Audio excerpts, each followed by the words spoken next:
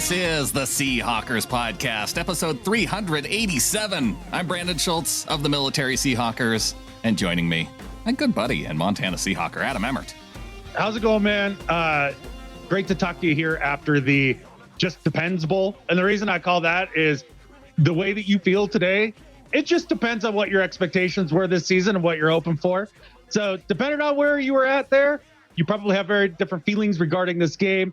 To me, it was a big puddle of, they're competitive, and that's cool enough. And I see that there's problems that probably won't be fixed this year.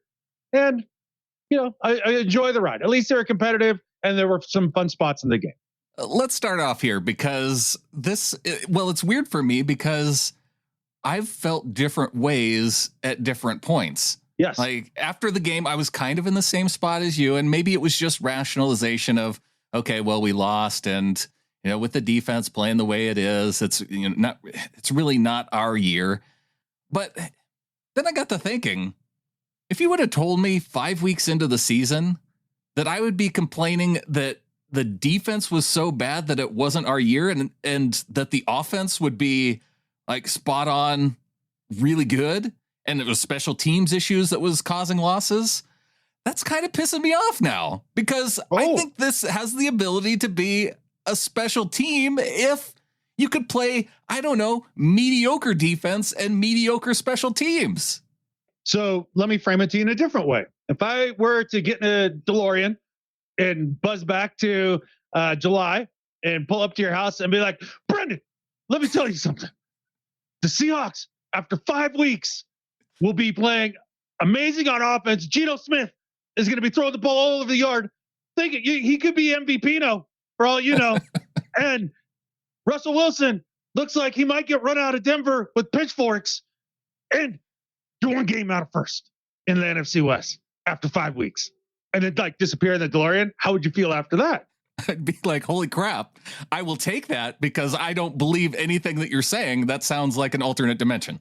Right, exactly. So when I think about it through that lens, I'm like, well, one game out of first, and we have a chance to, you know, get right again this week against a bad Cardinals team. The schedule doesn't look daunting. The defense might get slightly better. And if the offense can continue to put up somewhere in that 25 to 40 point range, they're going to be in every game. They're going to be fun games. And then you're going to have all that draft capital going into this next offseason to do with what you like, whether that's do some of the quarterback position, draft a couple stud edge rushers or a couple stud D tackles or whatever it is, a couple linebackers. You know, I look at this, and even after that loss, I'm like, all right, you know, draft pick will just be a little better at the end of the year because we're not going to win the Super Bowl. So what's the difference? I suppose even with, say, mediocre defense, mediocre special teams, you're not talking about a team that can beat a group like the Chiefs or the Bills in the AFC. But being the best NFC team, it's not like it's that far off. I watched the game between the Cardinals and the Eagles, and the undefeated Eagles aren't that much better than maybe one of the worst teams in the NFC in the Arizona Cardinals. 100% correct. So, yeah, I mean, there's a path, right? Like if they could just go to the Super Bowl, can our defense just be a little bit better and we can have a team that goes to the Super Bowl? I'd be okay with that. Goes to the Super Bowl. How about let's recouch those expectations too. Is a second round playoff loss. Like that's the ceiling. No, the ceiling is the NFC Championship. You could work your way. That could be a second round if you have a bye. Yeah, probably not going to get a bye, but because only one team's going to get a bye now. Oh, I know. It's crazy to think about that, even with the way things were going into the season. That if you would have told me it would have been Geno Smith at the helm doing these types of things. There were two plays that really wowed me with Geno Smith, and two plays in particular. The one throw, the deep ball to Tyler Lockett in the end zone. The second one? Right. The one the where it was like pretty darn good too. Two or three dudes that were just right there, and it was that's the second one. Yeah. And then the other one was the play where Geno boots out to the left and he has the defender. You and I had the same exact two, man. Yeah. The defender's chasing him down and he throws it over a defender and into the hands of Noah Fant as he's going out of bounds. Booting to his left, flips his hips. Yeah. And then gets it out. That was Russ-esque. right? It was super impressive. Those were the two throws that I looked at, and I was like, okay, Gino's legit.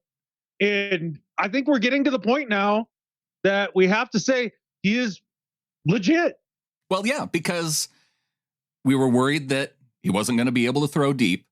That pass to Fant was 35 yards downfield on the run to his left. Right. And then that pass to Tyler was a deep pass as well. Yeah, we were wrong on that one.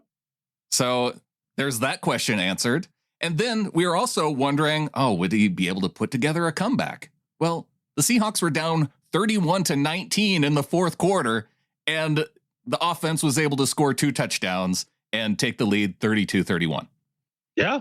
Answer that question. So what else do we need to challenge Geno Smith into doing? Because so far, every challenge that he's taken on, he's now overcome. On a 3rd and 4, that's likely your last possession of the game. Don't try to do 4 pirouettes and make a huge play. Just throw it out of bounds and live for 4th down, because you should. Maybe Pete wouldn't have, because there's 3 minutes left, but you should go for it there anyways. And see what happens. Live to fight another down, because with his efficiency, with his completion percentage and all that, like, in the way the receivers are playing and the tight ends and everything, there's a decent likelihood you're picking up that 4th. And I mean, this team right now, Brandon, this Seattle Seahawks team, let this wash over you for a second, because think back and try to remember the last time that this statistic might have been true for a Seattle Seahawks team. The Seahawks are currently 3rd in the league on 3rd down conversions. Okay. 3rd down percentage.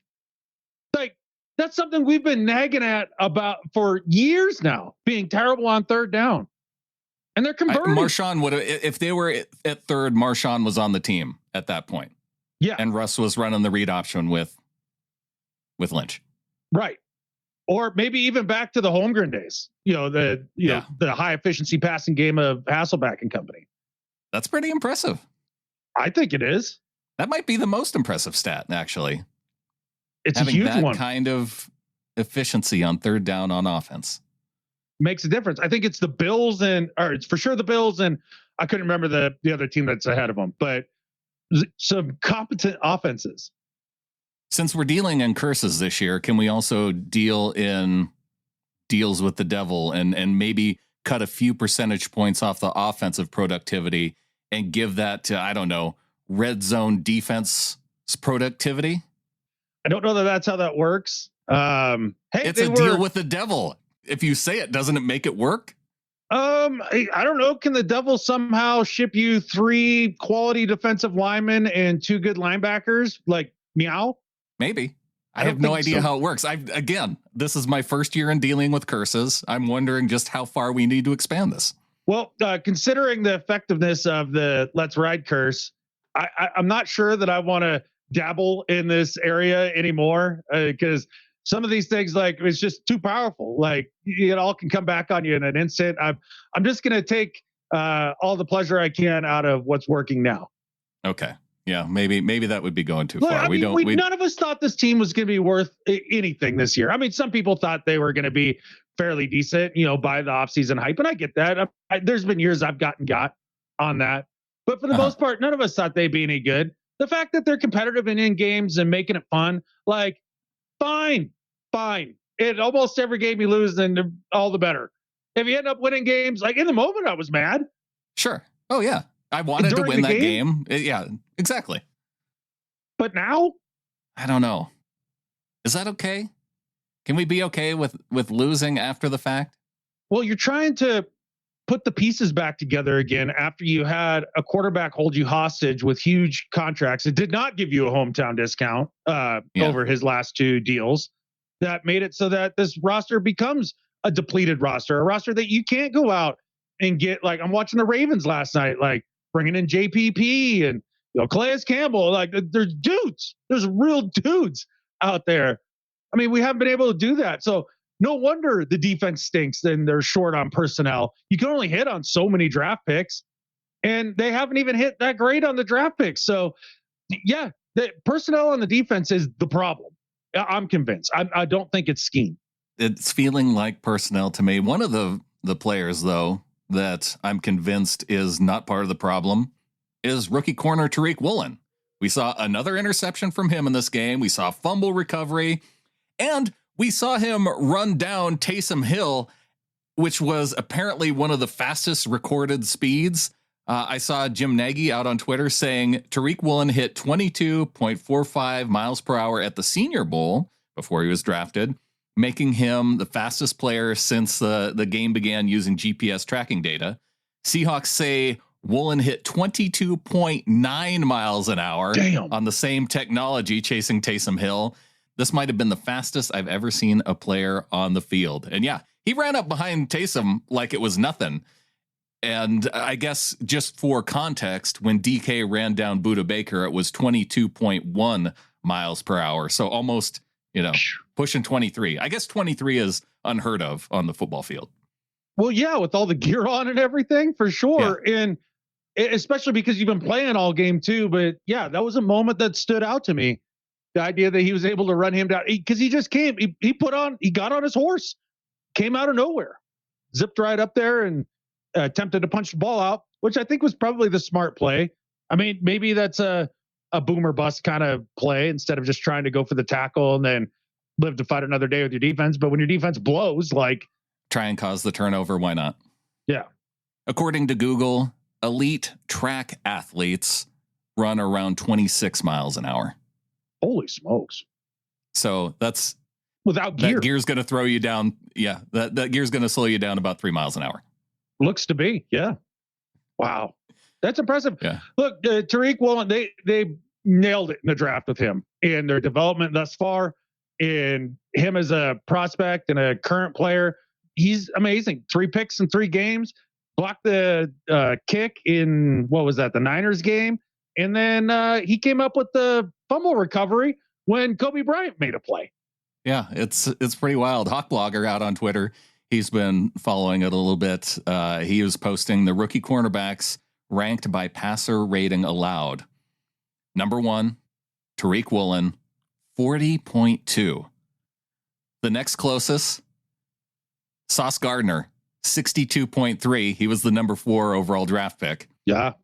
You got Khair Elam at 77.4. So now we're starting to get up into, I don't know, just average dudes. But 77.4, he was the 23rd overall pick in the first round. Number 4, Derek Stingley Jr., 80.8 passer rating allowed, 3rd overall pick. Mm-hmm. And number 5, Jalen Watson, 83.4, and he was the 34th overall pick. And then you got Tariq Woolen in the 5th round, leading all those guys. Yeah, playing out of his mind. And essentially the 4 of the top corners off the board. Did you see the Ryan Neal quote from his presser regarding Tariq Woolen?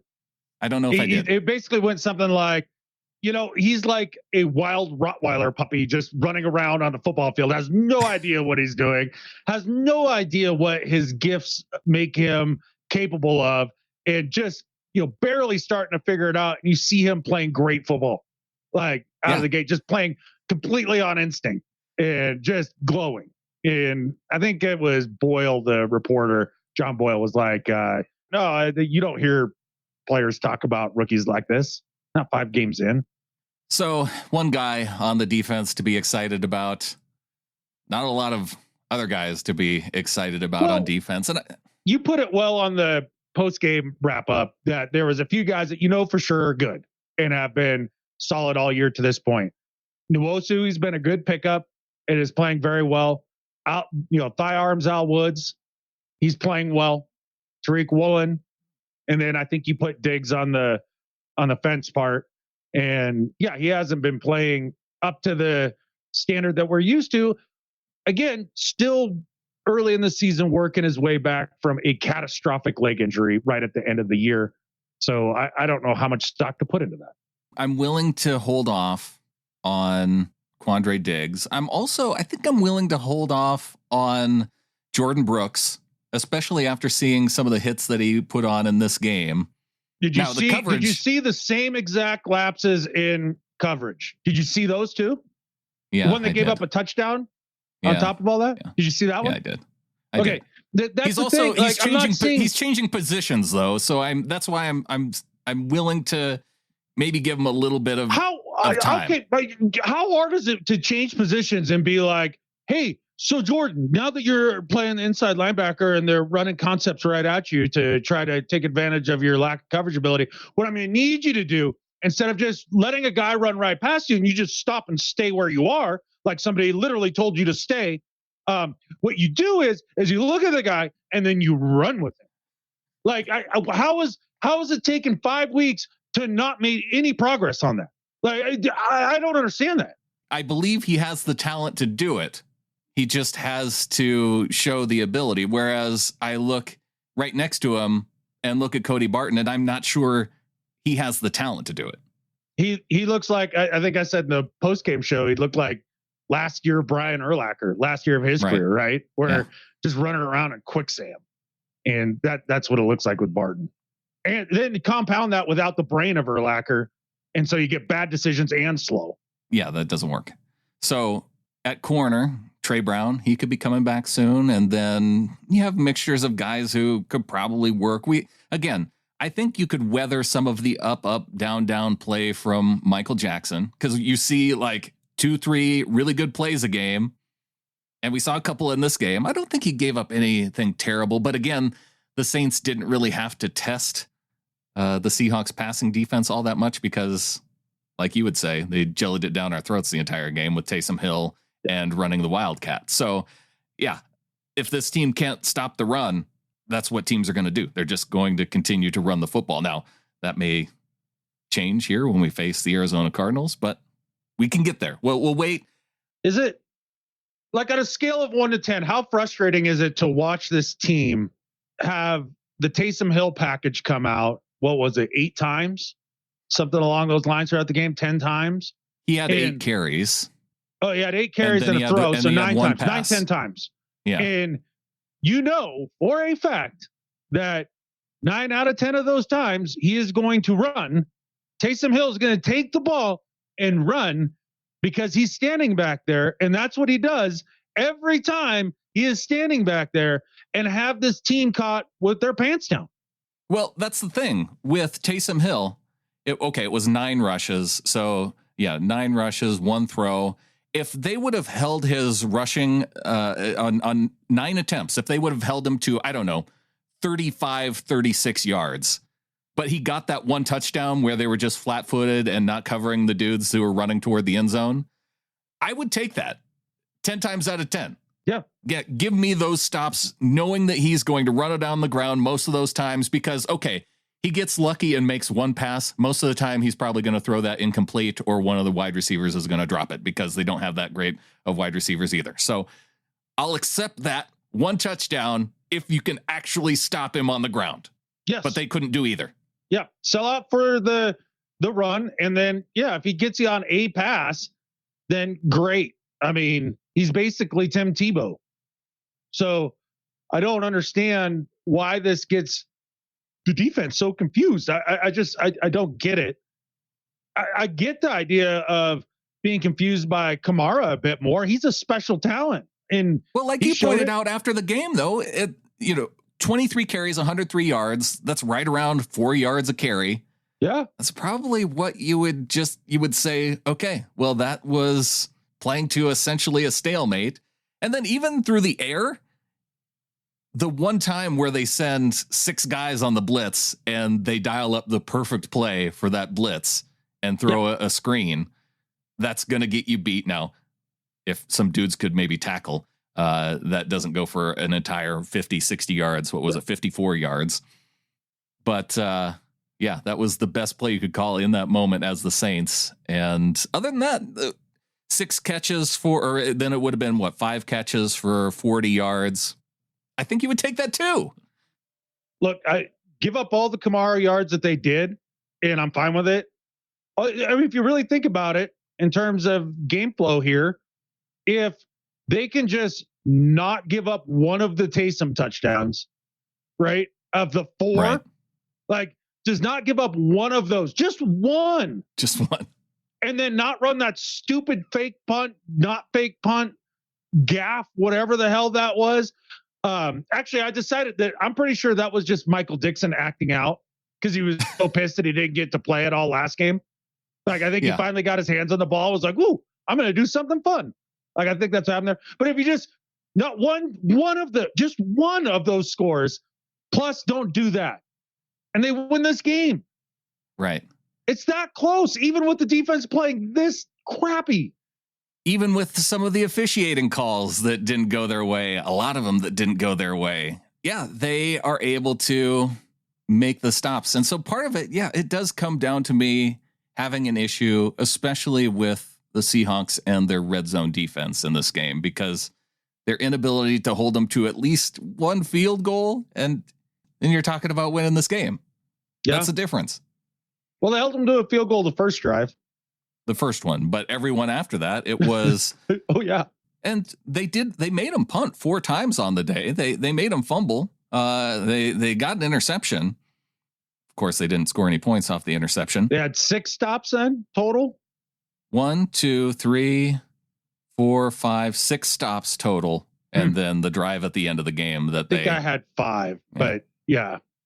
So 6 stops total, but they had 14 possessions, and only 3 really long touchdown possessions. They had the one in the first quarter. Well, the drive started in the first quarter, and I think they scored a touchdown. It was a 5-minute, 69-yard touchdown drive that ended in the second quarter, I believe, coming out of the half. Because they turned it over with the DK fumble. Yeah. That was a short field there. And then late in the game, they went on a 79-yard drive and a 69-yard drive. Yeah. And that 69-yard drive, it was 1 minute 32. Oh, that was probably because that was the Camara catch and run. And they had him stopped early in the second quarter as well on one of those possessions. And then Nwosu had an offsides on 3rd and 5. And then you give up a free play there. Or free first down. And then the defense, you do have to say, because of the sake of reality, they had 2 short fields with the botched punt and the DK fumble, or the DK alleged fumble. That wasn't a fumble. No. I don't know why they called it a fumble on the field. It was a bang play. They showed one angle on the broadcast, and it would have been from like upfield, and if you're looking at DK coming at you, would have been from the right-hand sideline, right there. And it clearly, the dude hadn't punched it out yet, and DK's arm was on the ground. That's just what it was. Now, is that why they lost the game? No, they lost the game because the linebackers are lost in coverage. They can't stop a running quarterback when they know he's on the field. That's the long and short of it. But then we still got to be treated to, MVP Gino. He's give him a vote, man. He's been awesome. That was cool. The one bummer coming out of this game, and I wanted to talk about it a bit more since we kind of glossed over it in the post game, was the injury to Penny. Yeah. It's just freaking heartbreaking, man. I had listened to his presser from just before this last game, and I came away from that presser being like, all right, dude, quit being such a dick to Penny. He really is a good kid. He's a good kid. And he's so humble, and he just go out of his way to praise his offensive lineman over and over again, and worked so hard to get back, and was seeing some success. And, I told myself after watching that presser, I was like, stop being a dick to Penny. He's a nice kid. Knock it off. And then to see that happen to him, the broken tibia, it's freaking heartbreaking, man. I like how you call it a tibula. It's a combination of the tibia and the fibula. Tibula. That way, see, I just covered all the bases. Whichever bone it was, it covers them both, the tibula. Exactly. I think that's smart by you. Mm-hmm. Yeah, it's such a bummer. And on something like that, it's not his fault. Tyler Lockett got landed on and broke his leg, had that really severe injury that ended his season a few years back. And you hope that something like that, Diggs was able to come back from a broken leg in a similar spot.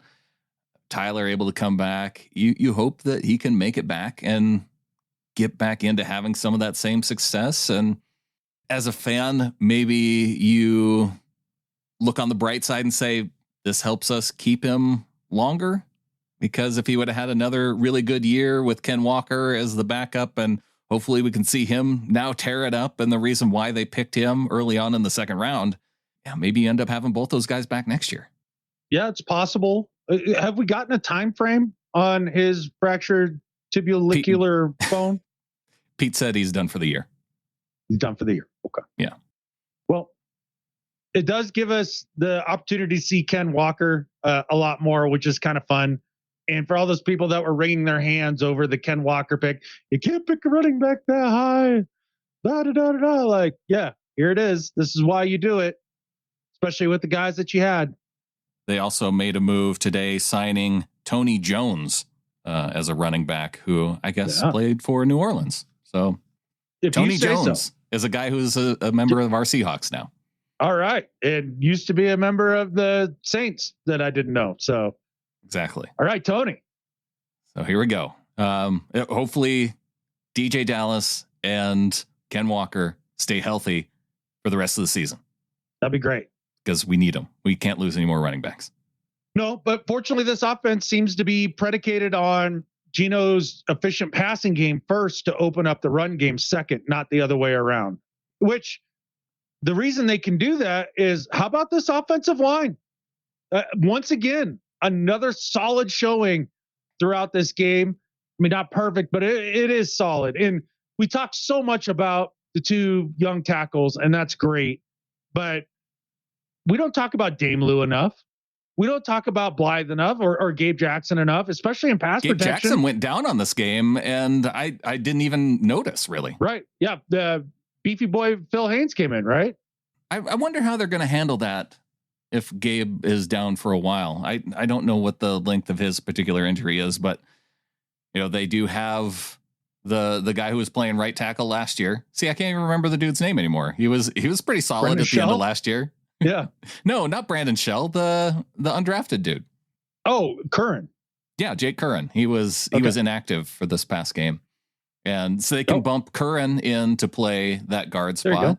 They could move D-Lou back over to the right side and use Phil Haynes on the left side. I wonder what they'll do. It seems like they've kind of locked D-Lou into that left side now. And it seems to be working. Let's not screw with it. Yeah, that's a good point. Yeah, it's great, man. I'm really thrilled with at least one side of the ball being dominant in the trenches. On the other side, the D-line talent's just not there. It's just not. Puna's a rotational guy. I saw one good play out of Puna this past game. Right. But not much. So is Jefferson. Can we see some more Miles Adams, please? Can we get some of that going? He was in there, and he didn't do much either. Okay. I think he had around 15 snaps. And so, yeah, did he really? Yeah. Wow. Okay. He's had 15 snaps, I think, not the previous game, but 2 games ago, and then this past game. And yeah, well, it hasn't made much difference. When the savior LJ Collier comes back, we'll be okay. There we go. Just got to wait for LJ to finally, he can pick up the torch dropped by Penny as the first round pick who revitalizes his career with the Seahawks. There it is. Yeah. I'd like to see it. It's interesting you bring up the offensive line and how solid they've looked, because I was looking at the Pro Football Focus numbers and they have them at about average. And so I don't know if it's just a function of the offensive line being so bad that our eyes pick up the improvement, or if Pro Football Focus is just down on our offensive line. I'm having trouble knowing what's what. When it comes to line play, that's been something that I'd say over the last 2 years, I have kind of decided that I don't trust PFF on. Yeah. I just don't. So take it with a grain of salt, one way or the other. And if it's at average, just accept it. That's fine. Because sometimes they ding guys harder for things that they shouldn't get dinged. And I don't know. That's true. Penalties will bring down guys quite a bit. And so I could see, especially with the way that, because Cross had a couple of key penalties, even though one of them, was really questionable. Yeah. That ends up marking you down in terms of the grading. Right. One, because of the moment that it came in that game. That's a really good point. So to anybody who's looking at the PFF grades, yeah, just know that some of those things, penalties, those can factor in big. Yeah, for sure.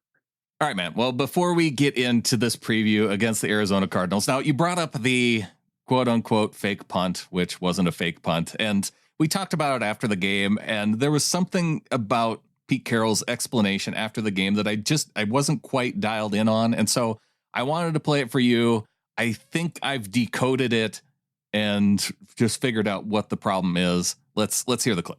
Yeah, we try to punt. We're just changing the launch point. Something we've been working on. We've been practicing it for a long time, and we went with it there. And it got really cloudy and it upfield we don't expect it to. And he felt like he had to duck up, and he was hesitant to kick the ball wherever, but all the people were. And he saw it, and so he took off. So see, you can see why I struggled a little bit with trying to figure out what the heck he was talking about.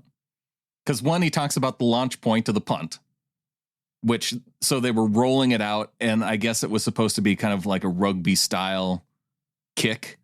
He says they've been practicing it. He said it got cloudy upfield, which when I went, the thing is that the way that the Saints lined up on that play on special teams, it was almost like they were expecting a fake because they had their they had guys at like linebacker depth. And so I don't know if that's what he was talking about in terms of cloudiness, but then I think that dudes got through their blockers, and that's what made Michael Dixon when he was talking about, because he said something about them being upfield. And so I don't think Pete was talking about dudes all the way downfield. I think he was just talking about guys in the immediate area that were kind of that were going to make it tough on him to get that punt off. Yeah, well, okay. So they were going to do some rollout rugby kick. You see this nonsense in college all the time too, where they do these like moving punts for like no reason. Yeah, there's no reason. Just punt normally. Just exact. That's what I'm getting. Just catfish. Punt the ball normally. Like don't. Wait, is it because Dixon was butthurt that he didn't get to play last game? He wanted to give him something cool to do, so we could talk about Big Dick Dixon again. Yeah, like what is going on here? And then not only that, but he runs around with the ball out in front of him like he's never seen a football before. Like, and I understand he's got it ready to try to kick it. Like I guess maybe, but it looked like you took a dude from I don't know. Mongolia, who's never seen an NFL game, threw him back there and was like, here, this ball's going to come to you. Now go do something with it. And then you just ran around out in front of him like it was a hot potato or something. Yeah. Well, I think he was trying to have it in position to be able to kick it quickly. Because, he does in rugby, they do those drop style kicks where they it bounce the ball off the ground before kicking it. So I think he was keeping it close to the ground to be able to do that.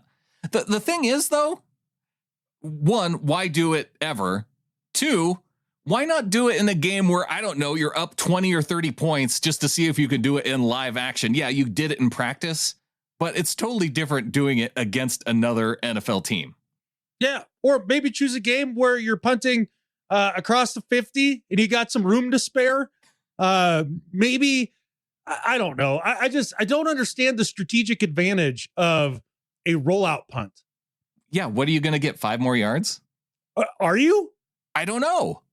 I don't even know that you are. Because now you're taking the punter off his spot. Whatever you do, you can't score points. So your only advantage would be yards. I mean, I guess maybe if your punt protection had been so terrible that they were just busting through the middle of it over the long snapper every time that you put in a rollout punt. Okay. But that hasn't been the case. So what are we doing? I have no idea. The one thing that I'm sure Pete won't give up is whatever strategic advantage there is or what they were trying to go for. Is there a way to try and create a turnover of some sort doing it that way? It would have to bounce off one of their players and they not be able to field whatever kick that they were going for. And if that's the case, I mean, the thing is that the opponent's probably just going to let the ball go wherever it goes. And yeah.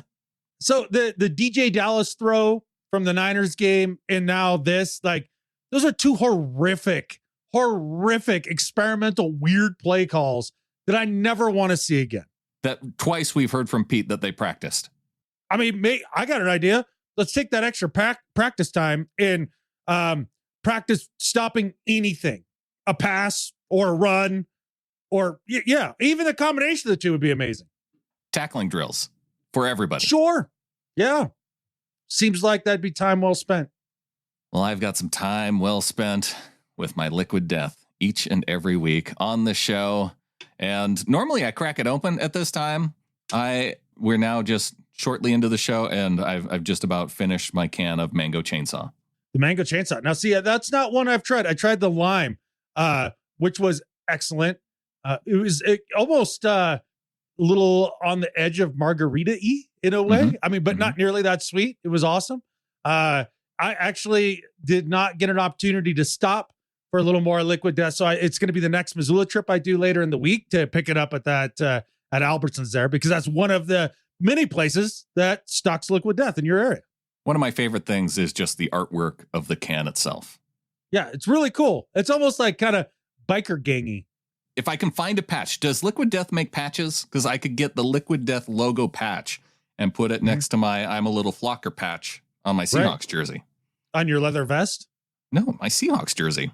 Imagine how tough I would look on game day with a I'm a Little Flocker patch on one side and the Liquid Death logo on the other.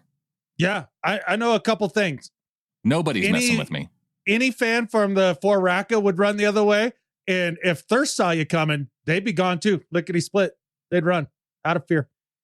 You can go get Liquid Death at your local Albertsons, Fred Meyer, Target, or Chevron Extra Mile, or find a Liquid Death retailer near you with their store locator tool at liquiddeath.com/Hawkra. That's liquiddeath.com/Hawkra, HAWKRA. And just like we want to murder our thirst with Liquid Death, we want to murder the Arizona Cardinals coming up. Metaphorically, sports hate speaking, yes, I would love to murder the Cardinals. Right. And you're literally murdering your thirst with this cool spring water, but metaphorically, yes, with the opponents. With the opponents. Yeah. Nobody needs to like perish on the Arizona Cardinals. No, just metaphorically. Just languish in inability and a big L like they have for the majority of the season.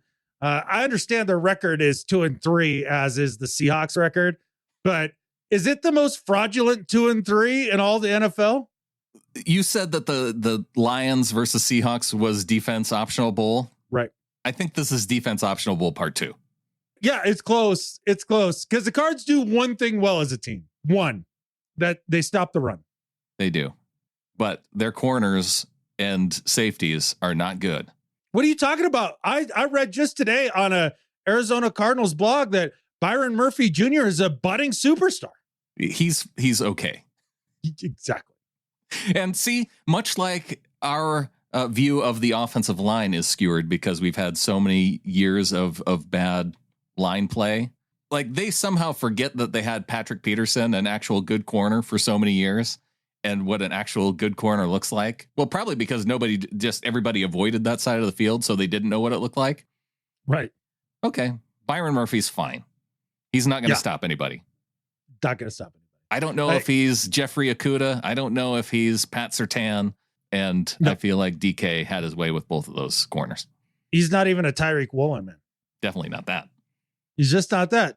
Now, this is, I think, the first game that we've come up on this year that I look at and I go, hey, I think we might be able to blow a team out. I don't know, man. If Arizona suddenly starts realizing that they have a dude that they can run Wildcat with, or if they start running triple option with Kyler Murray, I don't know if this defense can stop the run. So even when healthy and all their dudes in doing the Kingsbury thing, right? This team was very consistent. They were basically 16th in everything. Pass offense yards, 16th. Pass offense touchdowns, 16th. Rush offense yards, 16th. They were at 13th in TDs on their rushing offense, but they are down to their last running back. I think they have one healthy running back on their roster right now. Not that they would use him anyway.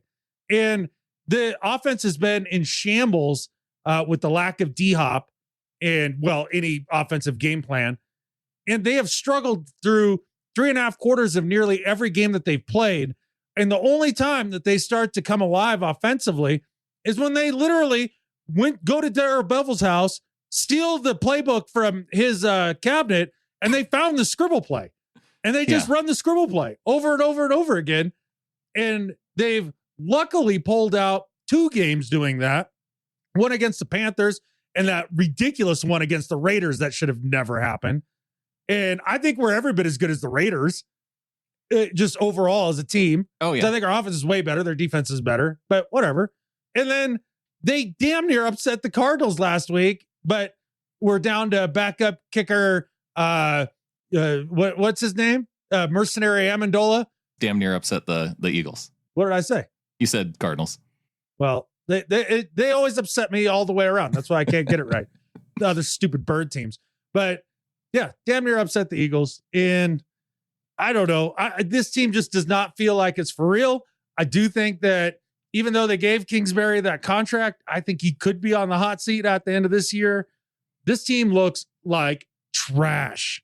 This is the first game this season where I have the complete and utter definitiveness that we should win this game.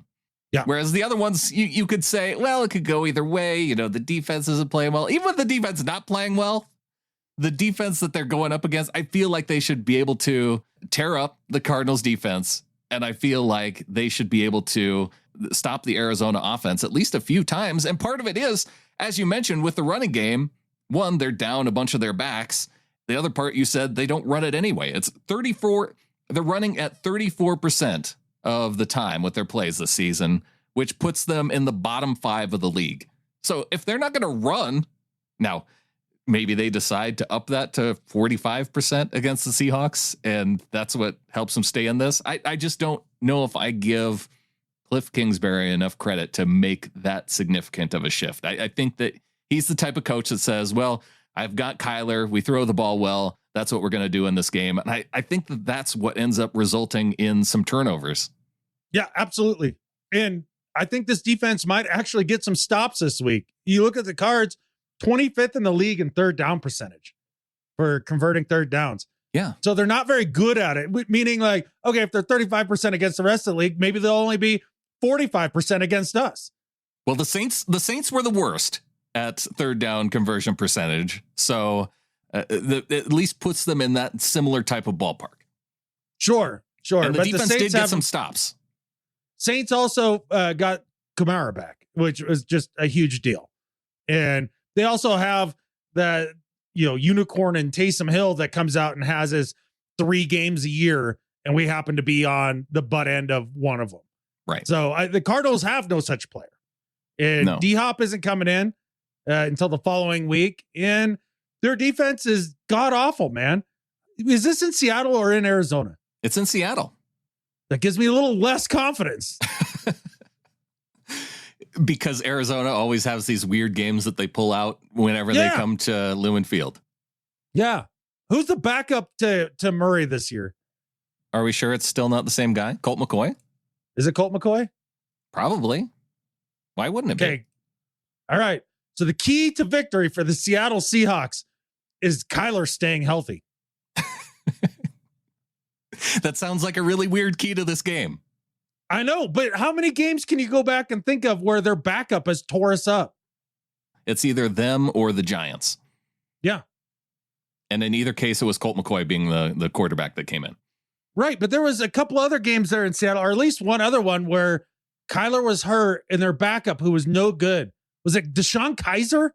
No, it was the dude that was backing up in Seattle for a year. Kaiser didn't back up Russ, did he? No. Who was the other Green Bay guy that came here for 1 year, backed up Russ, and then went to Arizona? Yeah, he had played in Green Bay. Gosh darn it, I can't believe I can't remember his name. But yeah, he tore us up a new one in Seattle as well. I don't like Cardinals backups. The only one that sucked as a Cardinals backup was John Skelton. That was the one backup that the Seahawks team could beat, and that was with the Legion of Boom.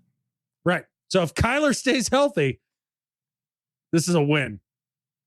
He has been pretty terrible under pressure this season, a 34.6 quarterback rating while under pressure. So if they can manage, you know what? Just keep sending Cody Barton and Jordan Brooks every single time until they decide to complete a screen pass. Just keep doing that. Absolutely. Why not? That's what I do. But the good news is even if this turns into a shootout, I don't think that there's much of a chance that the Cardinals are going to be able to keep up with Geno and company in terms of scoring, because they are terrible against, they're terrible on third downs, and they are, for sacks? They are 31st in the league in sacks. Wow. So Geno, behind a good offensive line, is going to have all day to sit back there and pick their ass apart. Yeah, they don't have a lot of guys that you have to be concerned about. Now, JJ Watt, he had a pretty good day this past week. Okay. But other than that, they do have Marcus Golden, who, I don't know, that seems like the one guy who would have a random good game against the Seahawks. He never has before. No. I've been told he's been good for at least 5 years, and I have yet to see him make one play that I've been like, oh, well, look at that. Yeah, I think Zach Allen, is he the guy that's is in the interior that's been providing a little bit of interior pressure? I think he was leading the team with 15 pressures. Okay. Well, not in sacks, that's for sure. Nobody's leading anything in sacks this year for the Cardinals. Simmons, their high draft pick from 2 years ago, has been dreadful in the linebacker position covering the pass. I mean, Disley, Fant, all those guys, Parkinson, they should be licking their chops. Yeah, Zaven Collins, their other high draft pick, not having a great year either. What's with the NFC West and outside of the Niners just having dudes who aren't good at playing linebacker? Yeah, I don't know. It's in the water. So yeah, expectation in this game, we should destroy the Arizona Cardinals. At least win by 2 scores. Wouldn't that feel good for a change? Yeah. I want to have a nice, easy time. I don't want to be mad at the defense again coming out of a game. I mean, we should be able to win the turnover battle maybe for a third week in a row. That'd be great. As long as we can avoid stupid things on special teams, whether it's fumbles, whether it's fake punts that go wrong, whether it's some other special teams nonsense way that the team comes up with to screw things up. They missed a field goal this past week playing the Eagles, so it's not like they're stellar on special teams. No, but Jason Myers missed a freaking extra point. That's now 2 weeks in a row. He may have the freaking shanks. We could lose on a Jason Myers miss. Myers gets 4 extra points missed per year. That's how many he gets. Now he's got what, 2 out of the way? Who decided that? That's what he's good for. Ugh. Super. Get him out of the way now. True. Okay. That's fair. But this does feel like a matchup that the Seahawks should be able to, at the very least, hold their own, but maybe dictate the terms of the game. Because I do think if they get them down big early, what are they going to do with the Cardinals and their slow starts and the Seahawks with their hot starts? And the Seahawks have been kind of putting it together a little bit better in the second half of the last couple games as well. I don't see an opportunity for the Cardinals to get themselves back in this game the way that they have in their 2 fluke wins. One of the keys to this game could be Ken Walker in the full-time starting job. Now that he's going to be the full-time starter, legit, like what are we going to get from Ken Walker and how is he going to look against this Cardinals defense? It's going to be fun, but again, his first start, so I'm not going to put too many expectations on him. He did have the electric touchdown in the Saints game, and he's got juice, man, and a lot of wiggle. I'm excited to see him get the rock for a number of weeks in a row, but I don't expect him to have it really on lockdown until maybe his 3rd or 4th start going forward. I don't want to put too much pressure on the guy because it is the first start, but this win hinges on his success. Oh, okay. Yeah. I was pretty sure the win hinged on the fact that Kyler doesn't get hurt. Yeah. Kyler doesn't get hurt. Ken Walker lights up this Cardinals defense. There you go. I think it's going to be a huge day for DK and Tyler. And the tight ends. Like, which one of the tight ends is going to go off for 70 yards? This is going to be the Fant game. Okay. Disley's had a couple good ones. Colby's had a couple. Yeah. It feels like Fant's turn. It does. Oh, that reminds me. I don't know if it was a tight end play, but there was one play that I really enjoyed against the Saints. And it was one, I think Penny was lined up in the backfield, but they also had two blockers. I think they were tight ends lined up in the backfield with them. And so the tight ends served as lead blockers on either direction to where the running back decided which way to go. That was kind of fun.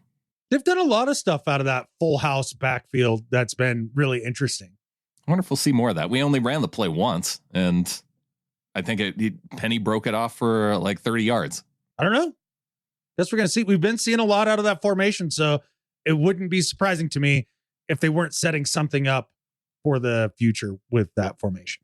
All right, let's see it. Let's destroy these Arizona Cardinals. Let's get Cliff Kingsbury unemployed this week. Hey, he wouldn't be the first coach to be unemployed. This year? Yeah. Who got fired? Matt Rule from the Panthers. Oh, he did. I had not seen it. Well, let's get to it in the second half. All right.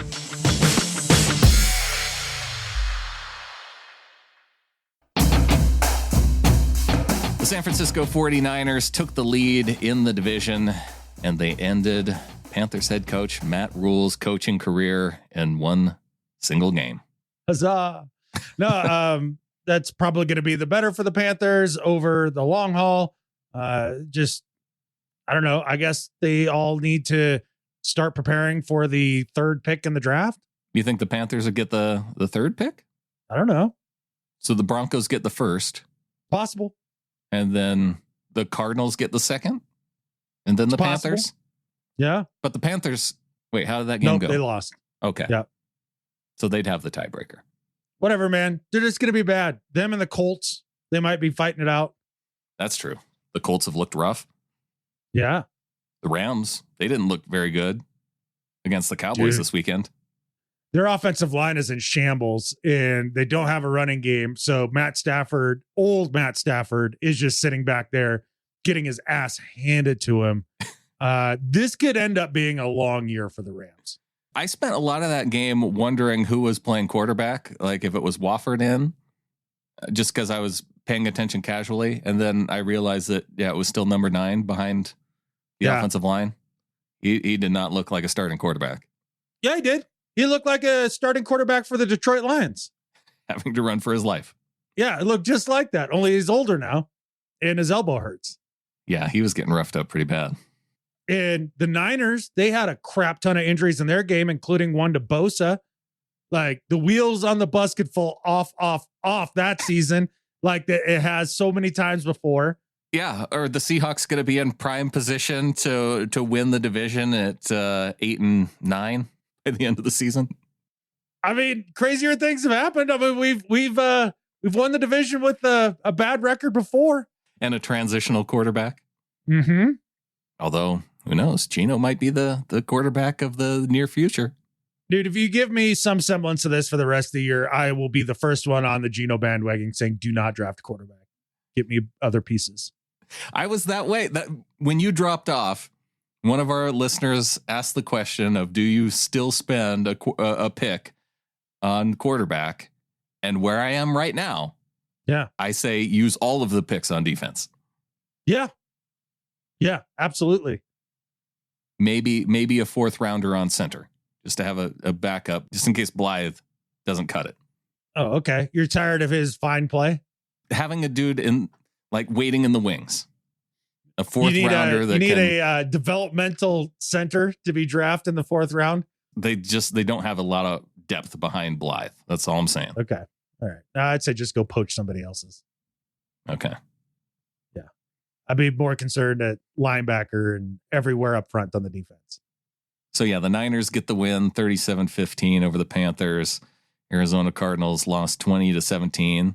Again, the Eagles not looking all that great against there were a couple plays in this game where I think, and I didn't know you're allowed to do this, but Eagles offensive players just picked up Jalen Hurts and carried him into the end zone.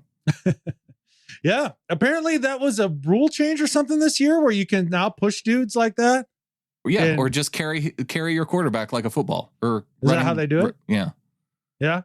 Well, everything else about their offense is friggin' weird. So That crap is only going to work for so long. Have to think so. Once they start playing defenses that have their stuff together by the time we hit the playoffs, I don't think that's going to work. I'm just saying it right now. The Eagles are not the best team in the NFC. They are not. I wonder, do they play the Niners this year? I bet they have a heck of a time against the Niners. If they do, it's going to be a bad day. Well, unless they're all injured, because it's already starting for them. The test is going to be this next week when they play the Cowboys defense, because they've been looking good. Yeah, no, the edge rushers and front seven of the Cowboys looks legit. So that might be a sneaky pick this week in the pick'em. Cowboys over Eagles? Yeah. Oh, well, let me not ruin my crappy after the fact picks for next week. I'm picking the Cowboys in that game. I promise you. Let's not get ahead of ourselves. Well, we talked about it earlier. We might need to chill on this Let's Ride Curse thing. No. Are you sure? Full throttle. Because Russell he's taking it on the chin pretty tough. I think he has a pectoral injury. And then you turn on Good Morning Football and hear from Kyle Brandt going in on him after the botched fourth quarter and overtime. Botched everything. Botched 5 quarters of football they played in Denver. and missing KJ Hamler on the final play of that game. The last play is meaningful, not in just that it was KJ Hamler or not that he missed. It's the reaction afterwards from Hamler. It's spiking the helmets. It's that I don't know when Russell Wilson turned into Mitch Trubisky, but I wish he would turn into Geno Smith so they could win a game. To take. Okay? Right. Because Geno makes that play 10 times out of 10. And then afterwards, they got a 4th and 1. They want to go for it. I mean, look at that. That is a teammate that is on national television, that is at home. Afterwards, it's just perfect. They pass when maybe they should have run. I think Russell Wilson is one of the least authentic personalities we have in this league. I think Russell Wilson is a poser. And that doesn't mean he's a bad person. I actually think he's a good person. I think he tries to be something that he's not.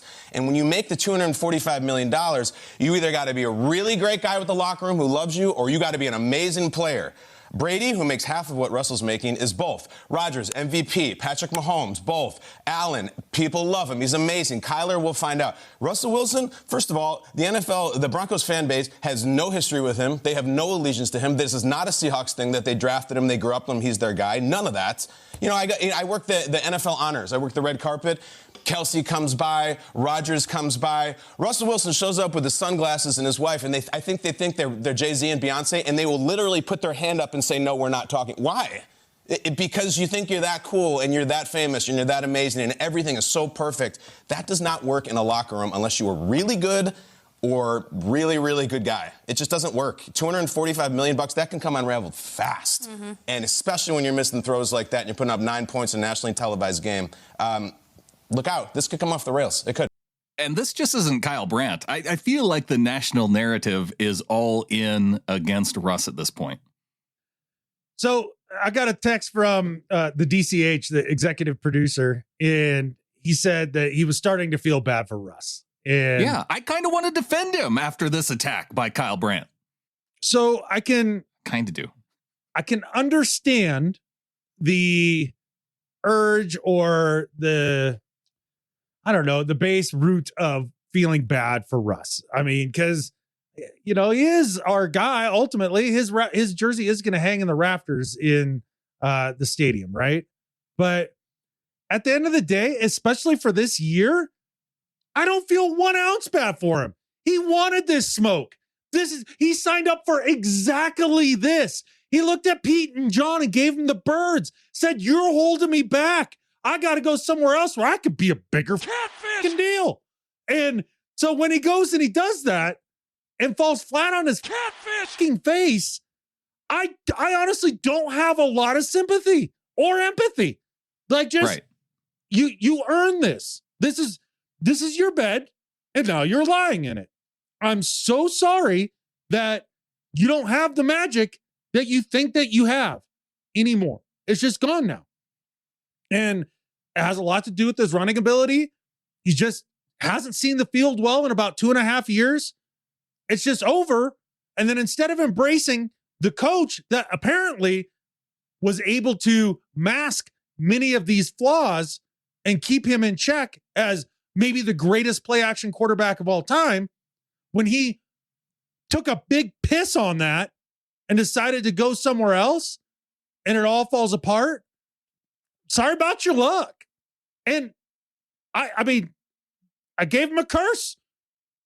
Nothing he could really do about it. So I guess maybe I should feel like bad. maybe you should feel a little bit bad, but No, like I didn't want members of the media calling him a poser.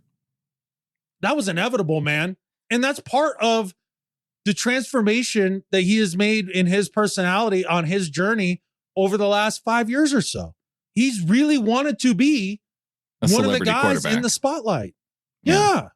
And, you know, some people say, well, it's the second he married Ciara. And it's like, well, you know, I think when you end up with people as partners, they help you do things. Like they help you be miserable, or they help you be happy, or they help you do this or help you do that. Nobody makes you do anything. Nobody makes you happy. Somebody can help you be happy. Nobody makes you a celebrity. Somebody can help you become a celebrity. And I think she just brought him along the path that he wanted to go on. And now here he is. Yeah, I don't necessarily think it was anything that Ciara had to do. No, she just was the right woman at the right time to help him obtain those dreams that he's chasing. Well, because then he's looked upon as like being as a power couple, right? Because there's not really anybody other than Tom Brady and Giselle as that kind of power couple celebrity. I guess Aaron Rodgers was kind of going for that, but I don't think he wanted that kind of spotlight on him. Well, think of the social and business connections that come along with pairing up with somebody that's had that much success in the music industry and in business and things like that, right? Yeah. That just opens up your portfolio and your playbook a lot further. Yeah, right? You get to do Subway commercials that are really awkward. Man. You get to make bread footballs like he did in Seattle that didn't go anywhere. No. The one thing I do feel bad about is that his shoulder is hurt. I do not want him to be injured. I hope he heals up quickly. But I am super concerned in the sense that they say it's a torn lat. Right. So a muscle, right? Back in your shoulder. Then he went to LA and he got the Kobe Bryant voodoo witch doctor injection that he used to go to Germany for on his knees. The platelet rich injection, voodoo witch doctor thing. Yeah, KJ had that done too. KJ Wright. You don't do that on muscle tissue. That's on joints. Right. That's alarming to me. Oh, I hadn't heard that he had it put into the muscle. Well, they're saying it's a muscle tear. Right. Right. So then he goes and he gets the injection. So you would assume it's for the muscle tear, right? Yeah. But maybe. I'm saying, I think it's probably not just a tear in the lat. Oh, he's got other things going on. Right. And that's why he went for the injection. Gotcha. Which is a really bad sign. Much to Bronco Jared's glee, who really just wants to start the son or nephew or whoever it is of Mark Rippon. Young Rippon wants to throw him out there. He thinks he's going to be better. I don't know about you, Brandon, but that was the best, worst football game I've ever watched in my life. That was 5 quarters of absolute catfishing glee. It was so bad. Yeah. It was really bad football. Toward the end of that game, I had a hard time deciding if I wanted it to continue, actually. But ultimately, it was good that it continued because it just made the spiral that more obvious. All they had to do at the end of the game of the Broncos, you heard it from Richard Sherman, run the football. Yeah, I want to talk about that later too, because that was epic. I find it very interesting how quickly the Broncos fans have turned and started booing the hell out of Russell Wilson when they all sat on their mile-high horses and, pointed out, from Mount High and was like, how dare you boo Russ when he comes back to your stadium? He wasn't even on our catfishing team anymore. Right. He's your savior. Well, they're starting to see that may not be the case. So I asked the little flockers, do you guys remember that video I put out right at the beginning of the year where I kind of, panned Broncos fans and rest a little bit? I don't know. A lot has come true in that. A couple things haven't, which I wouldn't mind owning up to either. But does everybody feel like it's time? Is it time for me to do a follow-up on that? Because I was thinking more like week 10, week 11, when second half of the year Russ showed up. But this year, it's just all the year Russ. So it might be time. Yeah. I don't want to speak for the entire flock, but it might be time. Okay. Yeah, just a balanced look at some of the things that maybe you got wrong, because you did get some things wrong in that video. It did. He has thrown screen passes.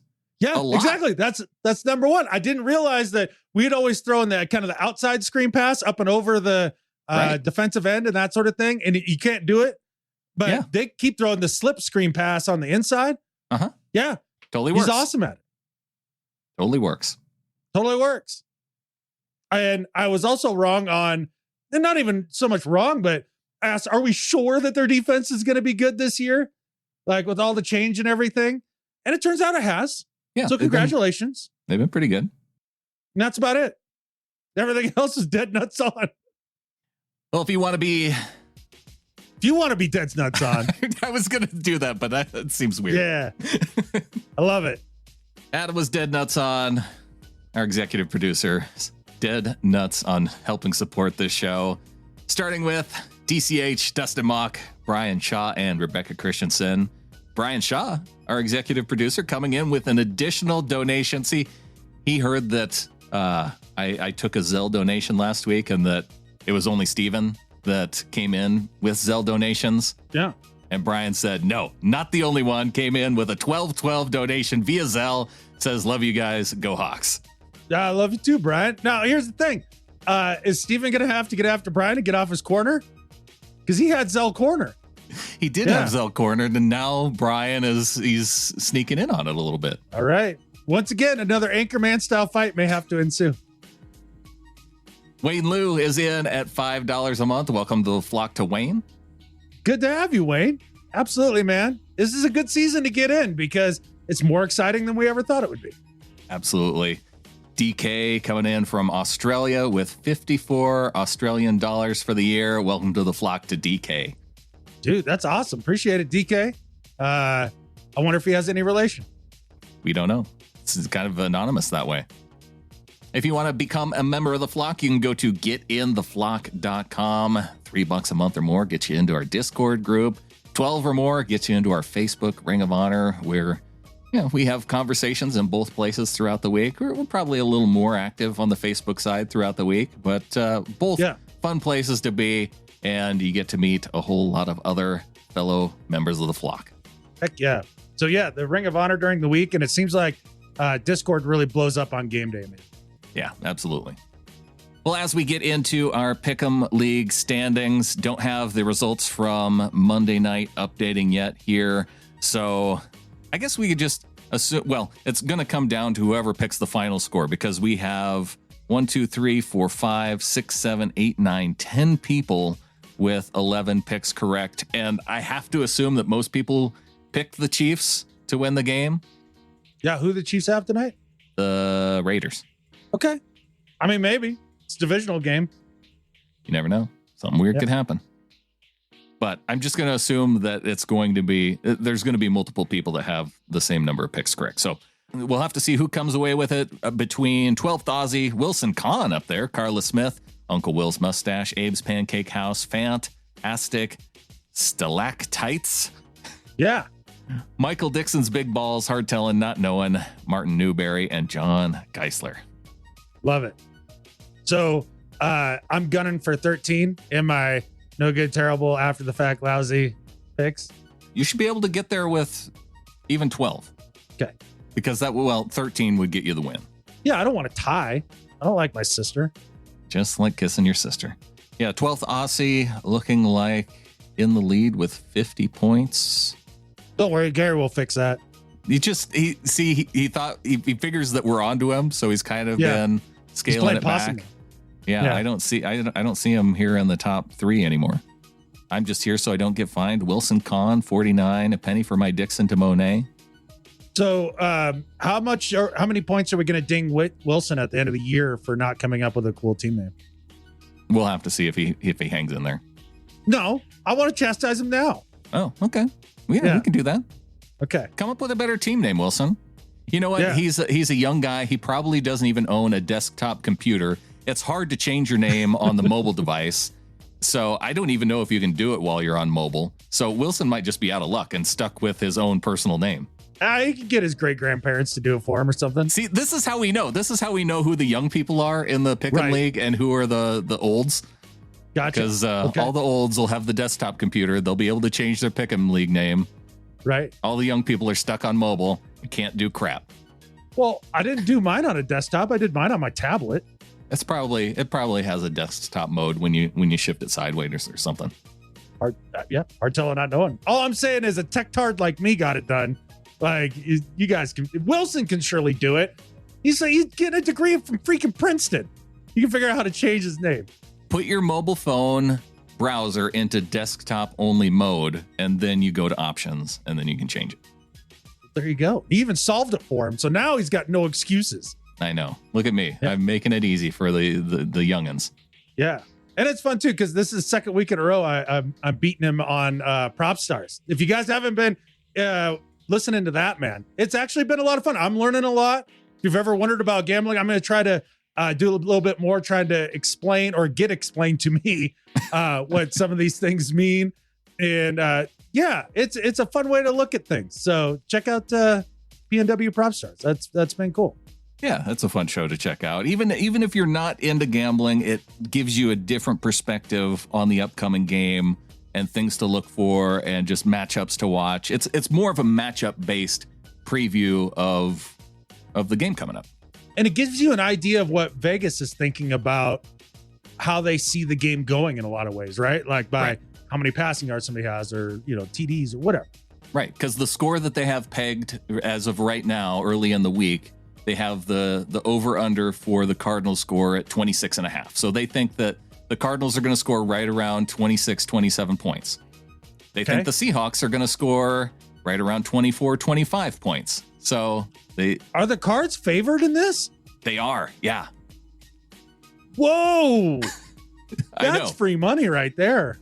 It kind of feels that way, but it also go back to how we were feeling going into the game against the Niners, right? When it was down, 9.5 was the favorites for San Fran.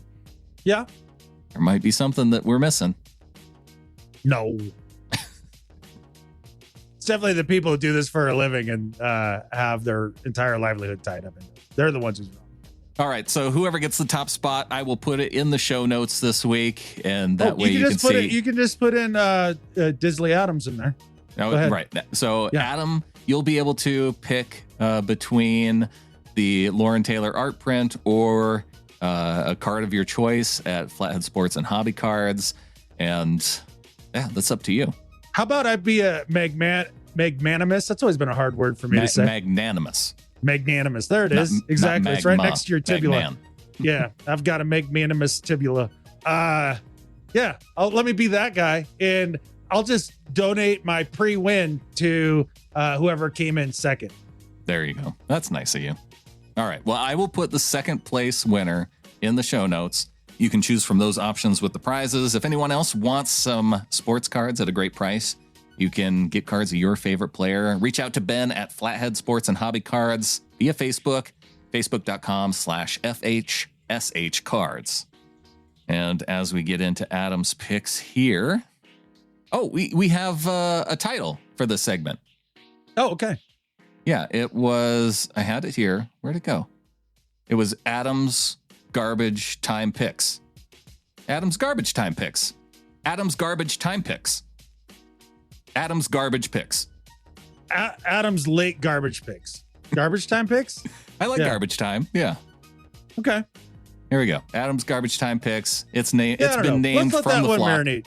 Okay, We'll well, let that one it's the first one that came in. Yeah. If someone else has a better option, Okay. the segment is open up for competition. Exactly. Okay. Always good. Indianapolis at Denver. Who'd you have? I had Indy. Did. All right. 11% at Indy. You got over. That was your risk pick. You got it out of the way. I didn't know that was a risk. New York Giants at Green Bay, the London game. I'd have had Green Bay. Atlanta at Tampa Bay. I'd have had Tampa. Chicago at Minnesota. I would have had Minnesota. Chicago almost won that game. They did too. Yeah. Detroit at Is New Minnesota England. good?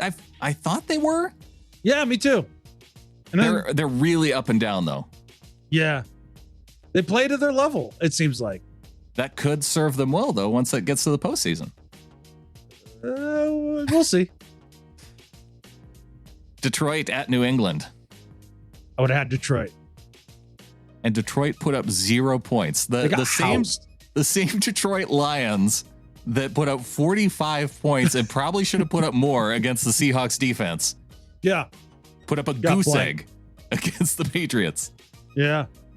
Yeah. And gave up 29 to Bailey Zappi. Yeah. Wild. You know, you could tell this last week of people who have paid attention to, the QBs that were coming out last year and things like that. Because if you heard the host of whatever show you're listening to say Bailey Zapp, you knew he had no clue who the guy was. Yeah. He did not do his draft homework. At all. I heard a lot of Zaps in the media throughout this past week. Me too. Houston at Jacksonville. I would have had the Jags for sure. Yeah. You know who won this game? Yeah, I do. Rando Houston game. Rando Houston win. LA Chargers at the Cleveland Browns.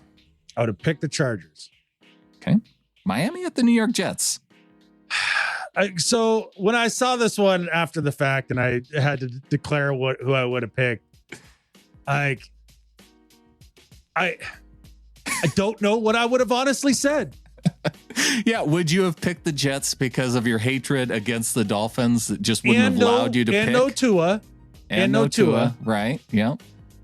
But I do think that they're a significantly better team than the Jets. And you like Teddy. And I like Teddy. I probably would have picked the Dolphins if I didn't know. I didn't know. Like I wanted to talk it through with you. That's fair. Yeah, I didn't know if maybe after talking to you, I'd be able to be like, yeah, I think I would have picked the Jets. But nope, you're right. It would have been the Dolphins. Okay, you would have had Buffalo over Pittsburgh, I'm thinking. For shizzle. Seattle over New Orleans. Tennessee at Washington. I'd have had Washington, and I don't know who won that game. Tennessee won. Okay. San Francisco at Carolina. I'd have had San Francisco. Dallas at the Rams. I would have had Dallas. Okay. Philly at Arizona. I'd have had Philly. And Cincinnati at Baltimore. I'd have had Cincy because I didn't think Baltimore's defense has been playing well up to that point. And Baltimore got the win. Just 2 points. That was a fun game. Yeah, it was. I watched the majority of that. That was a good time. So since this is after the Kansas City Vegas game happened, this is definitely what did you like most? Before for me, but it's after for you guys. No. What did you like most about that matchup between the Chiefs and Vegas? Like what really stuck out to you from that game? There's a few things that really stuck out to me. The fact that Josh McDaniels is still allergic to wearing a full hat and insists on wearing a hobo hat. Uh-huh. I don't understand that. It's probably why his team always loses as a head coach, and especially to the Chiefs. I mean, they look like a dumpster fire going up into Arrowhead like that because without a full hat on, all the good football ideas just evaporate off the top of his head. They're just gone now. And if he would invest in a full hat, he'd be a lot better.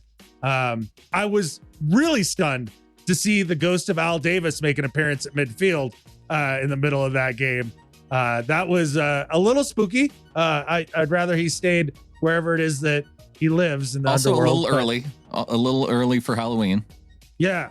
So they keep trying to tell me that was an NFL produced little segment there at halftime, but that was not buying it. No, that was Al Davis's dead spirit making an appearance. So it was an interesting game, interesting night. Yeah. Now, with all that said, who did you have going into the game? Chiefs. Okay. 8 picks. You got 8.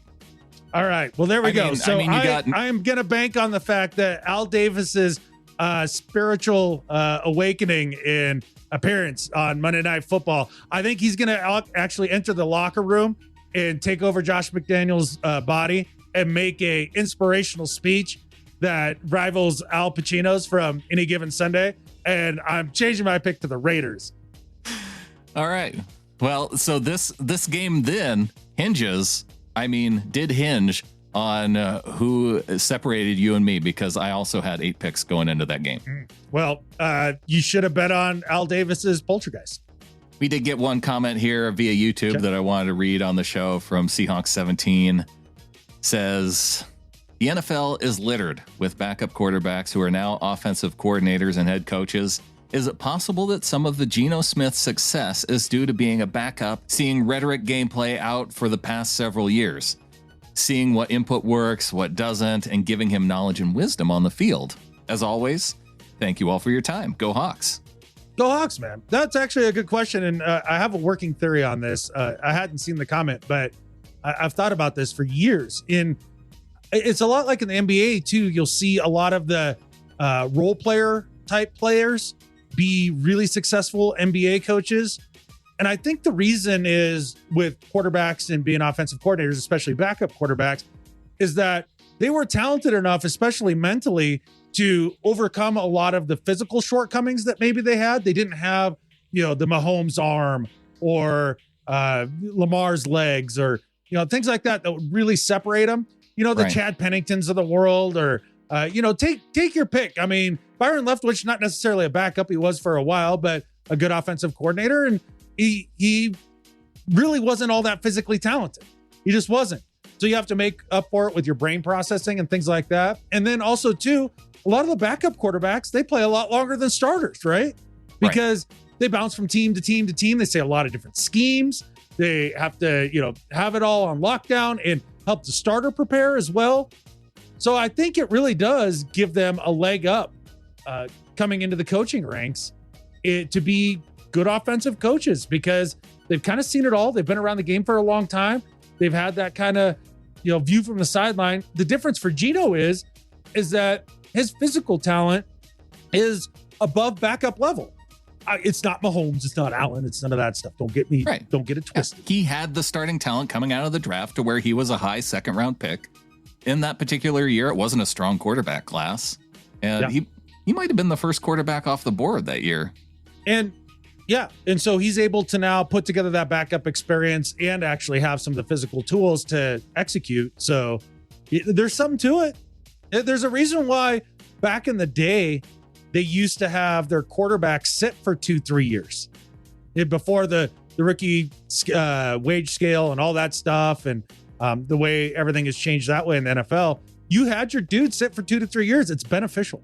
Well, and if you have the time to develop the mental side of the game and still have the physical tools, like EJ Manuel, he was the first quarterback out that same draft year, went to Buffalo in the middle of the first round. I mean, not as a person, he seemed like a nice guy, but as a prospect, I was just like, oh God, no. Well, that's what I mean. It wasn't a great quarterback class. When you go through the class, it was him, Geno, Mike Glennon went in the 3rd round. Matt Barkley went in the 4th round.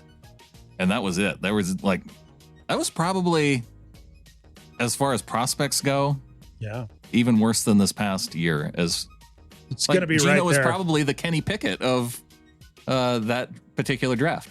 Yeah, but only with actual man-sized hands and an ability to play football. Right. Pickett hasn't looked good at all.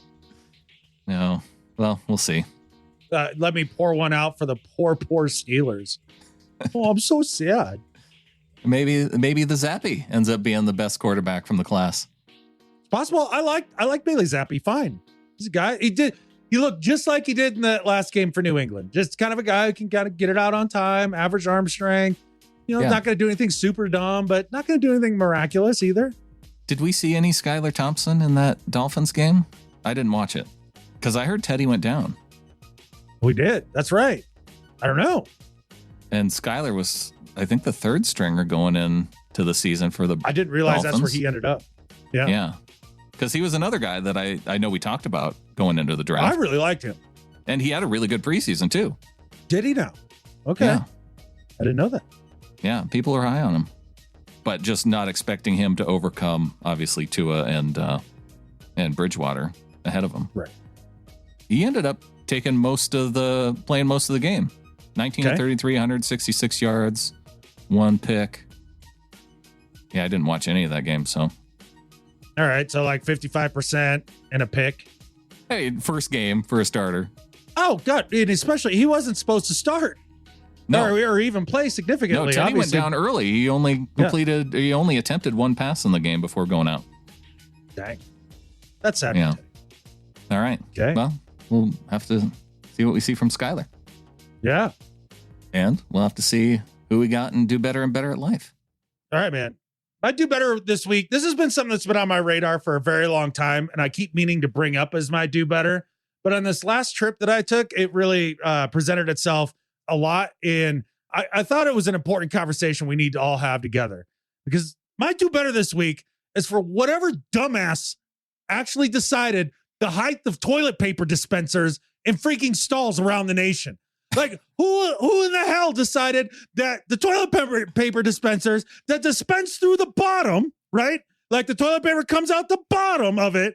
They need to then mount that down at ankle catfishing height. So you got to bend over and almost touch your knees with your freaking face, do the reverse pickle claw up in there, because it always snaps off up near the top of the roll. Like, it's not for just hanging down there for you to grab. You got to reverse pickle claw your way up there and then like pull it down. Like, who is short enough for the toilet paper dispenser for it to be properly placed at ankle freaking height? It doesn't make a bit of catfishing sense. Why not put it up high above the little handrail? I know everybody's going to have the handrail for the, the people that have disabilities and things like that. Fine. Put it up above the rail where you can reach up and just grab it when your hand goes naturally up the toilet paper dispenser instead of having you do reverse pickle claw. Like, this frustrates me to no end. Then you pull it out square by square because the freaking cheese wheel of toilet paper is so big, creates too much friction, and you can't get it to spin right. Oh my God. Whoever the douche balloon is who decided it needs to go down at your catfish and shin height, do better. And they all do it. Yeah. It's consistent. I feel like the one place that I'll consistently go in on road trips that's pretty good is Starbucks bathrooms. Oh, okay. Try that on your next travel trip. Okay. Try and hit the Starbucks bathrooms and see if that alleviates your frustration. They don't put their toilet paper at leprechaun height? I don't think so. I don't think that they hide it either in that contraption. I think they have normal style rolls. Okay. Like, they trust you not to steal the toilet paper. All right. Well, they definitely don't at like 90% of gas stations. Truck stops, rest stations, those are miserable places to go. Yes. I think the truckers steal the toilet paper. Maybe they do. I don't know. Maybe because it was before the pandemic too. So you can't even blame the pandemic for this nonsense. Right. I don't know. Like, when you're the contractor and you're putting it in, how do you look at it and be like, right there, dude? That's where we put it. It's because that thing is so large. But there's so much space above. You should put it above. Right. Like, what is it getting in the way of up there? No. And have you ever been like, damn, there's just not enough headspace in this bathroom stall? Exactly. Yeah. Yeah. I think you're onto something here. That needs to change. If I were elected president tomorrow, that would be like in my top 5 things I would change. Along with writing checks and checkout lines. Stop that nonsense. If you're under the age of 77 right in there, like, never, ever, ever write out a check in a checkout line, because they just run it like a freaking credit card anyways. You're wasting my time. And they usually write in calligraphy for 45 minutes on top of that. Yeah. You've had your do better and you've used your check thing, I think, multiple times throughout the history of the show. I know. I'm just saying, like, it still hasn't changed. My do better this week is for the New Orleans Saints video crew. You know, you've been to a game, Adam, where they up on the stadium, they do things that put down the opponent and show how awesome your city is. And if you've ever been to a game, I'm sure they do this at every stadium. Like, for example, in the Saints game this past week, I saw somebody run through everything. One of the things that they showed was famous walls. And a famous wall in Seattle is the gum wall, where everybody sticks their gum to. And they showed, the disgusting gum wall of Seattle, everybody boo. And then they show, oh, look, the wall that keeps our city from flooding in New Orleans. Yay. And so they do stuff like that. That's got a great track record. I mean, we could get into that particular, but this is not where my do better is going. So the Saints video crew, one of the things that they point out in Seattle, 150 days of rain in Seattle. Yeah, boo, everybody, oh, rain stinks. But in New Orleans, 210 days of sunshine. Hey, New Orleans, what do you think the weather is doing in Seattle the other days outside of those 150 rainy days? Yeah. When you subtract 210 from 365, you get 215 days of sunshine, right, which is 5 more than your 210 days of sunshine down in New Orleans. Oh, it's so terrible, the weather that Seattle has. And you can't even freaking count the number of days to actually factor in that Seattle weather is better than yours to the New Orleans Saints video crew and your inability to do math, do better. Yeah, they certainly didn't put up a graph showing the humidity difference or, the everything that wants to kill you and all the water down there difference. Just any of those things. Yeah, the mountains and the view that you have from Seattle. Right. In addition to the weather. We have beignets. I guess. Nate, congratulations on your fancy donuts. Yeah, we got Top Pot. So there you go. There it is. Yeah. Somebody really thought that through. They couldn't pick anything else. That's the other thing is obviously there wasn't anything else. Like they were reaching that hard. What else did they cycle through? I don't know. The other ones were dumb. Yeah. Don't make no, never mind. All right. On to Better at Life. My Better at Life this week is for the man who was the inspiration for this segment, Richard Sherman. Sherman, after the Thursday night football game, man. Love or hate him, agree or disagree with what he had to say after the game, whether or not it's fair or not, I don't care. Like, you have your take, whatever it is. But what came out of Richard Sherman's mouth was so authentic, so real. Like, it's not workshopped. Like, the rest of the crew on set was having a ball with it. The PTSD was on display. I just loved how genuine it was. Him being like, "And just run the ball. Just run the ball. Run the 4th ball. and 1." Yeah. I love that.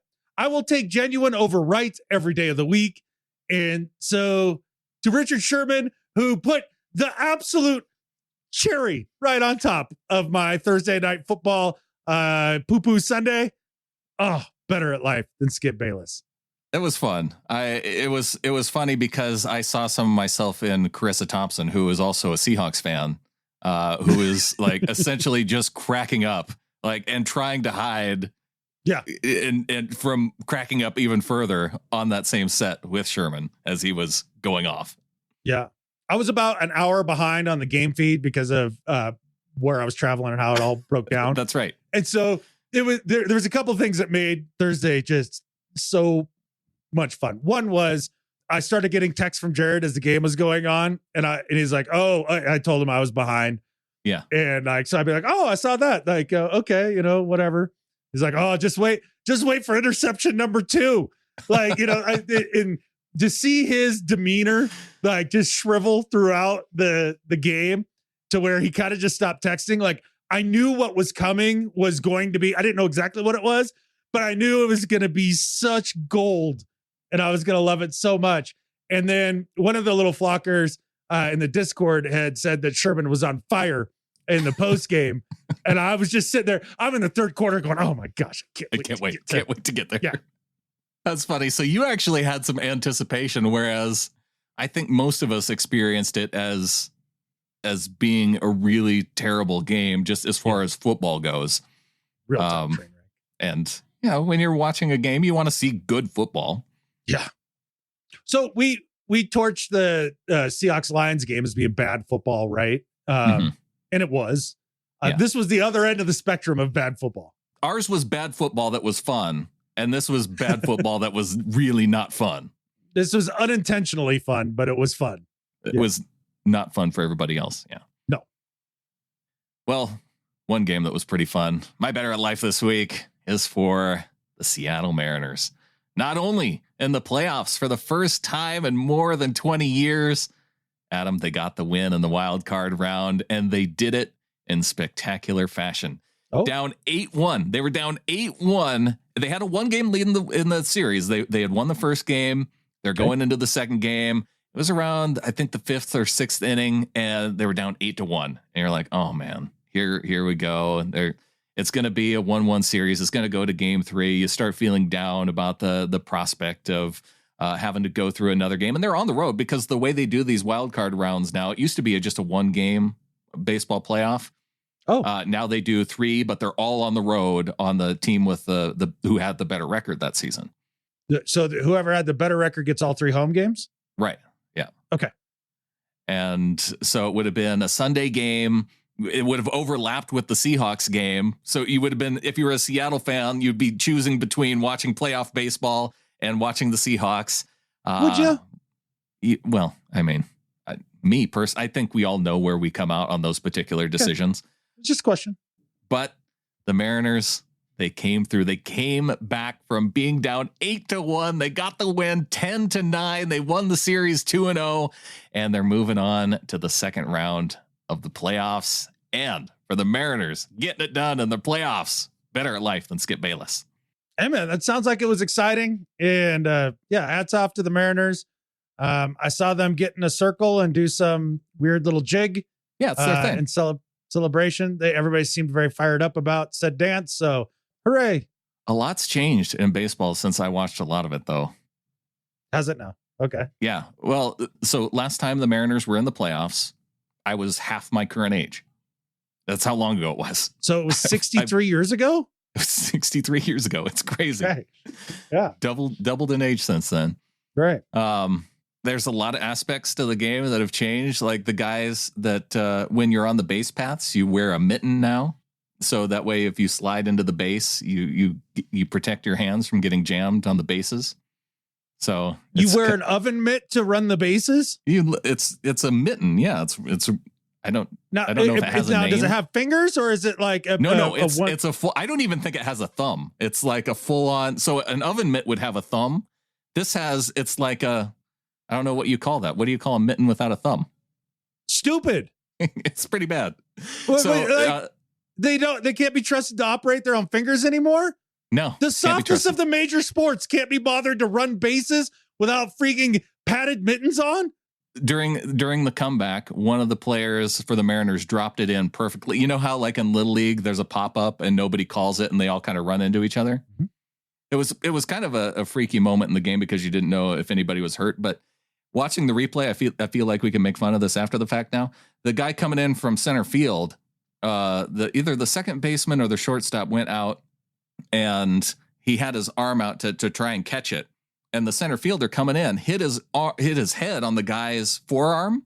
Oh, and it looked like he had been like concussed from he kept blinking his eyes and was like you were concerned because he didn't look right. But all he did was hit his head on the dude's forearm, and they had to get a cart and cart him off. He got carted off for that? He got carted off for it. Did he pass concussion protocol? I don't know. He didn't come back into the game at all, but it was. Do they have concussion protocol in baseball? I didn't think that they needed concussion protocol. Okay. Because when does that ever happen? I guess you could have collisions at the plate if they still allow that. Get hit by a ball. That I could see. Yeah, for sure. Because it does scream around, especially off the bat and stuff. They got the comeback though. Oh, what was the other thing that bothered me from that game? Do they all wear the mitten? Everybody that I saw was wearing the mitten. Every time they're on base, they put on mittens. Well, just on one. I think the diving hand. But what if you have to dive with the other hand? Then it has no mitten protection. You're screwed. I don't know. I think you'd have to rely on the fact that you just know what to do with your fingers. Oh, and intentional walks. They don't have to pitch those anymore. The dude they just say, go to first. Okay. Hey, I actually can be on board with that one. It was kind of silly making him throw like all those 4 pitches. Well, Bronco Jared told me that because his dad's a huge baseball guy, that there's some cool changes coming up next year. I guess they're getting rid of the shift. They're putting a timer on when you like how long the pitcher has to throw. Yeah. Pitch clock. Yeah. Okay. Sounds like they changed the ball back to where it's how it traditionally used to be or something like that. And a few other things. Look, man, if it makes baseball a little more exciting again, where it's not just strikeouts and homers in not 14 hours a game, I might watch again, but only in the playoffs. And I think with that, there's only one thing left to say. go Hawks. Go Hawks. And go M's. Good job.